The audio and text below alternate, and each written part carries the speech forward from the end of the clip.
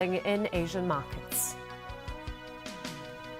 An elderly woman loses $3 million in yet another phone scam. And Japan's Prime Minister decides not to visit China around September the 3rd.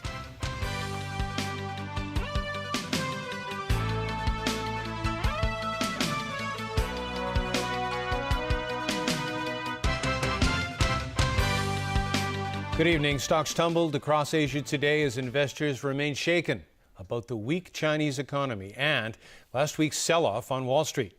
China's stock market fell by its biggest margin in 8 years, defying Beijing's multi-billion-dollar intervention to try to stop the slide. Alan Puknia reports. The benchmark Shanghai Composite Index dropped 8.5% to close at 3,209 as panicked investors unloaded shares in almost every sector. Many companies hit their 10% downside limit. The bloodletting spread across Asia.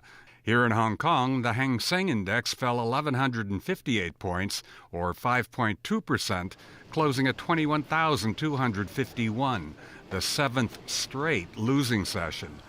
The gloom comes after more evidence of a weakening Chinese economy. The country's Purchasing Managers Index, a key gauge to manufacturing, shows industries continue to contract. And that's just part of investors' concerns. The Greek issue could be another problem, and the Korean Peninsula crisis, swallow that because they're just negotiating now, and there may be some kind of wars. And last but not least is the PMI of China. As we all know that the PMI figure was very bad. And this is why the sentiment of the global investors are very bad. Financial Secretary John Sung urged investors to be careful, but also provided reassurance. As an international financial center, Hong Kong's system is robust, and our financial infrastructure is well equipped to meet the challenges during severe market fluctuations. While some analysts say they see huge opportunities for bargains in the latest plunge in prices, others say underlying the gloom is a conviction that mainland policymakers and regulators may lack the means to stop the losses. In Japan, the Nikkei fell 4.6% to 18,540, a 3.5-month closing low. And in South Korea, the Kospi lost 2.5% at 1,829. European stock markets all opened down more than 2%, and U.S. futures indicate a lower opening on Wall Street. Alan Puknia, TVB News. A 72-year-old woman has fallen prey to swindlers in yet another phone scam. She lost $3 million to fraudsters posing as mainland officials. Liz Yun reports. The woman lives in City Garden in North Point. Earlier this week, she received a call from a man who claimed to be a staff member of a courier company. The caller said a parcel that was sent out under her name contained fake documents. The man then connected the woman to a so-called mainland official. She was then told that authorities were investigating a money laundering case involving her. Through her fax machine, the woman received documents resembling arrest warrants issued by mainland authorities.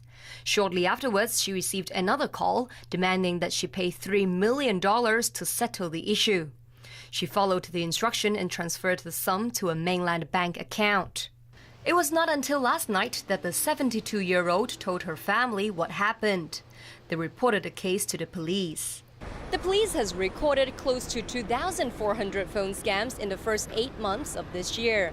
That's a surge of around 71% compared with the same period last year. Earlier this month, 73-year-old famous singer Li Yuanrong was also swindled out of $20 million by phone scammers. Liz Yun, TVB News. Japanese Prime Minister Shinzo Abe has decided not to attend events marking the 70th anniversary of the end of World War II in China next month. And he will not be traveling to China shortly before or after September 3rd. Japan's Chief Cabinet Secretary Yoshihide Suga said the decision was made after considering Abe's political schedule. His collective self-defense bills are currently being debated by Parliament. Relations between the two countries remain icy due to Japan's perceived failure to atone for wartime aggression and China's increasing assertive military tone. Tanks rumbled through Beijing and fighter jets flew overhead at a weekend in military parade rehearsal. Many Western leaders are also staying away, expressing concern the show of military, that is military might, could send the wrong signal to the tense region. There's been no immediate response from the foreign ministry in Beijing regarding the Japanese leader's decision. An explosion rocked a warehouse overnight at a U.S. military base just 40 kilometers southwest of Tokyo. The U.S. Navy said the depot was storing compressed oxygen, nitrogen, and freon. It was not used for storing hazardous materials, and there were no indications of any injuries. Cause of the explosion was not immediately known. Local and base firefighters had doused the blaze by this morning. The sprawling 200-hectare depot is in the middle of a heavily populated area. Tokyo has demanded the U.S. take preventive measures to ensure the safety of all military facilities across Japan. South Korean President Park Geun-hye demanded today that North Korea apologize over recent landmine blasts. The call comes even as the bitter rivals hold marathon talks to defuse tensions that have brought the Korean peninsula back to the brink of armed conflict. Park said anti-North propaganda broadcasts will continue unless Pyongyang takes responsibility for the landmine explosions early this month. The blasts wounded 2 South Korean soldiers in the demilitarized zone separating the two countries. North Korea denies it laid the mines. Typhoon Goni is pounding the southern Japanese islands of Okinawa with heavy rain and strong winds after leaving at least 19 dead in the northern Philippines. Record wind gusts of 256 kilometers per hour have flipped over cars and toppled utility poles on the remote Japanese island of Ishigaki near Taiwan. The storm is heading north toward Japan's southernmost main island of Kyushu. In the Philippines, Goni dumped heavy rain for 3 days on the mountainous north, unleashing deadly landslides. Goni is the 9th of about 20 storms and typhoons that are expected to batter the Philippines this year. 3 Americans and a British man have received France's highest honor for stopping what the French government says was an attempted terrorist attack by an Islamist militant on board a train on Friday. James Aitken has the story. As they arrived at France's presidential palace, American Spencer Stone, Alex Skarlatos, and Anthony Sadler appeared slightly overwhelmed by the formality and fuss. The 3 men were enjoying a quiet vacation when a remarkable act of courage vaulted them to international heroes. Je vous fais chevalier de la Légion d'honneur. As he presented the men with the Legion of Honor medals, French President François Hollande said that by resisting the attack on board a train, the men gave a lesson in courage and hope. He did. It was on that train last Friday that the men sprang into action when a heavily armed man started moving through the train with an assault rifle strapped to his chest. Turned around and I saw he had what looked to be an AK-47, and he looked like it was jammed or it wasn't working, and he was trying to charge the weapon, and Alec just hit me on the shoulder to say, "Let's go," and ran down, tackled him, we hit the ground. And the gunman would have been successful if my friend Spencer had not gotten up. So I just want that lesson to be learned going forward in times of terror like that, to please do something. Don't just stand by and watch. 3 people were injured in the incident, but no one was killed. British businessman Chris Norman and a French citizen were also awarded for their parts in thwarting the attack. Stone also helped save a teacher who was seriously wounded in the neck by a gunshot. The gunman, identified as 26-year-old Moroccan Ayoub Al-Kazani, is in French custody. His lawyer says her client found the weapons in a park and only intended to rob the train, not commit terrorism. Residents of the Muslim community in El-Kazani's hometown say they're shocked by the news and have zero tolerance for such an act. The case is raising questions about train security, as well as how a heavily armed man who had been on a terrorism watch list managed to board a passenger train. James Aitken, TVB News. And so to come in the news tonight. A number of rising illegal migrants to Hong Kong. The Tram company calls for measures to tackle congestion on the streets. A wartime guerrilla base in the northern New Territories listed as a national war monument.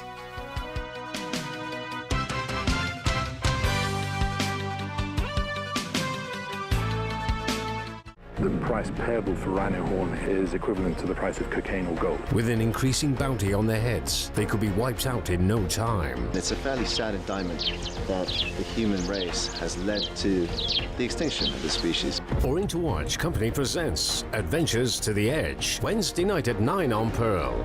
I never thought watching fish vomit could be this much fun. There's far more to sight that meets the eye. But that's not how the caribou see the world. Dragonflies see faster than we do. Wednesday, Animal Super Senses at 9:30 on Pearl.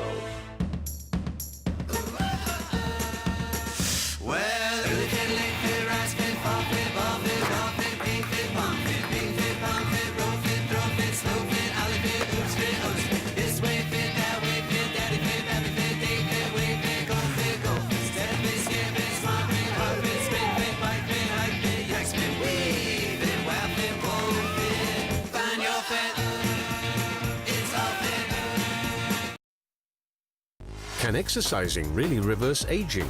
Are short, high-intensity workouts more effective than longer ones? And can using our non-dominant hand strengthen our willpower?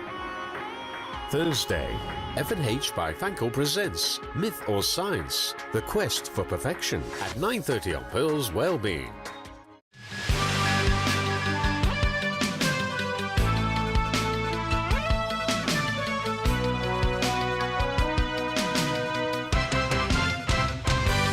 Back. The Immigration Department says a number of illegal migrants to Hong Kong is on the rise. But as So and Fung reports, local advocates for migrants say those seeking refuge here have rights, and the government should give them assistance and help with their cases. Statistics from the Immigration Department shows there were around 2,000 cases of illegal immigrants entering Hong Kong in the first 7 months up to July this year. Over half of them came from Vietnam. It says many of them travelled to Hong Kong via Guangxi, Guangdong and Shenzhen. Meanwhile, the department says the number of people claiming asylum more than doubled in the 2014 to 2015 financial year compared with the previous period. Around 49% had overstayed their visa. Another 44% had entered the city illegally. Up to the end of last month, there are over 10,000 cases waiting to be processed. Authorities claim that some claimants would deliberately delay the process by making various excuses. The Immigration Department says it will try to shorten the processing time for asylum seekers from 25 to 15 weeks. But the local advocacy group for asylum seekers says those seeking refuge in Hong Kong have basic rights which the government should respect. So every refugee is actually exercising a fundamental right to seek asylum. And having Hong Kong sign the Torture Convention in 1992, refugees are entitled to come here. Beatson says the current recognition rate of less than 1% falls well below international standards. He urges the government to change its policy towards asylum seekers. Owen Fung, TVB News. The district council elections are in November, and tomorrow is the deadline for voters to update their registration information. But more politicians have discovered problematic registrations. This includes a district councillor who had her address changed without her consent, which could have cost her her right to run in the campaign. Members of the Democratic Party rallied at the Registration and Electoral Office this morning. They handed over more than 100 objection letters concerning suspected phantom voters in the Central and Western District. Democrat Winfield Chong criticized the office for not taking the matter of potential voter fraud seriously. He said voter addresses registered at abandoned buildings are still valid, even though he raised the issue with the office 4 years ago. It's not just the Pan-Democrats crying foul. Pro-establishment District Councillor Lam Yuk Chen said her address was changed without her consent. How come my address has become flat 16? I'm in flat 10, she said.